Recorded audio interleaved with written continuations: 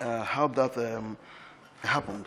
Lastly, you have said you accuse you of having an interest in some companies and all whatnot. I may ask my question now to the SAN, since he's a lawyer.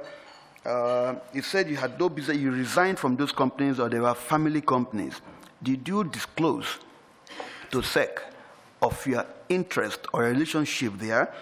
Because SN would let us know what is called insider trading, and disclosure of interest.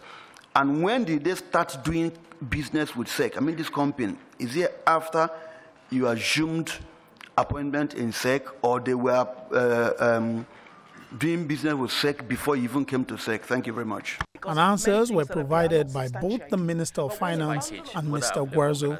I think we should look at what the board extract says. The board extract says if you're a permanent commissioner and you spend a minimum of 2 years, these are your entitlements. It wasn't a promotion, like I said. I went through a fresh process. And let me also say that look at every chief executive that the organization has a severance package, particularly those that have spent 2 terms. They will receive their severance package after their first term, and they will also receive after their second term. Same organization. Check Central Bank, check PENCOM. You see similar situations.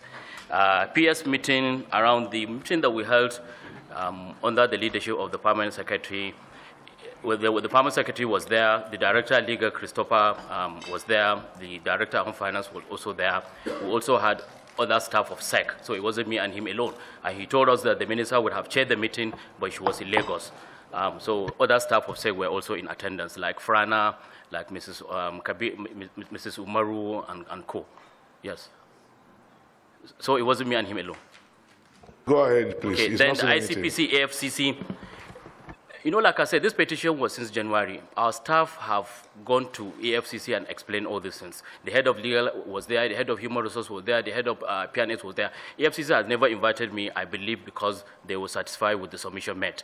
But when this came about, we also, at that period, our staff also went to ICPC during that period. But now, when the issue now became a public issue, I've been to ICPC and I've provided them with all the necessary documents. No, the issue are the same thing. The issue of severance package, the issue of those companies, the issue of car grant, the issue of training, frivolous issues that I was flying business class. We showed them document that I've never flown business class based on the policy of government. They said at one time that I was flying first class. I say even when government, before government came out with its policy, the chief executive should fly business class. Our manual, and when I was commissioner, I was flying first class. But when I became DG, I never fly first class. And we provided all those information to them. They talk about staff, that I recruited staff without approval. We submitted to them. The first time, every recruitment we did would say we went through Federal Character Commission. So those are the allegations there. Whether investigation, technical suspension. Technical suspension is where you put a suspension on the price movement of a stock. You can buy and sell, but the price will not move. The intention is, like I said, to safeguard the interests of the minority shareholder, because the moment people hear that a company is being investigated, particularly by a regulatory body, the price would crash. Sorry? Who investigated Owando? Like I said, when we received the petition, we now set up a technical committee. Why that technical committee was because they had earlier on worked on a similar issue relating to Owando. So I felt they have a memory of the issue. When they finish their investigation, they now pass it to a standing committee. That standing committee already exists. It's not that I set it up at the beginning. So based on the review of the technical report, the standing committee recommended the need to do a forensic audit. Appointment of commissioner and DG. The appointment, like I said, it's not a promotion from commissioner to DG.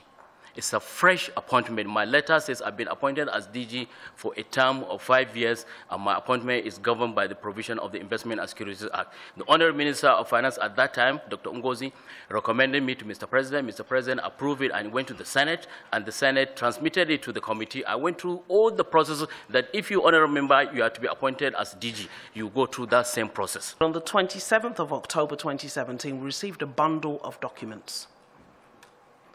delivered to our whistleblower unit on making allegations not only against Mr. Gwarzo, but also against 2 other officers of the SEC. On that basis, I asked the head of the whistleblower unit to investigate.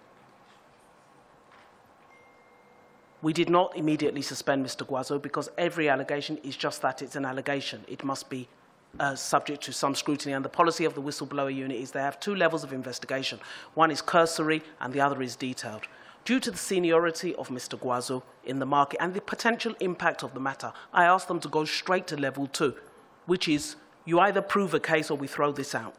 They came back with evidence that suggested that there was a very real need to issue a query to Mr. Gwarzo, which is the procedure. Mr. Gwarzo was then queried. He responded. But unfortunately, his responses contradicted the evidence that we had at hand. For example, Mr. Gwarzo claimed that he had resigned from the company. But the evidence we had from CAC showed him to still be a director and shareholder. So on that basis, we felt there was a need to do more work. I sent then the team back again. And this explains the delay between his response and his eventual suspension. Back again, because when you have 2 pieces of conflicting evidence, he attested that he had resigned in 2012. Meanwhile, CAC was still showing him to be both a director and a shareholder. So we needed to get other evidence. So we then went to bank records and found that Mr. Munir remained a signatory to that account. And we obtained evidence of banking transactions where he signed as a director. That then, for me, became conclusive evidence that the position he had maintained in his memo was incorrect, or at least unreliable. And on that basis, we had an internal meeting where we looked at all the evidence.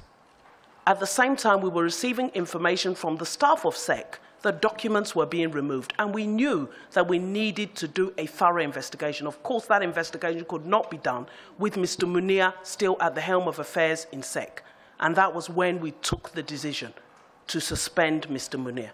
As the Director Legal has said, we followed public service rules in terms of doing so. No decision has yet been taken by the committee. According to the chairman, the decision will be in the interest of the nation's capital market.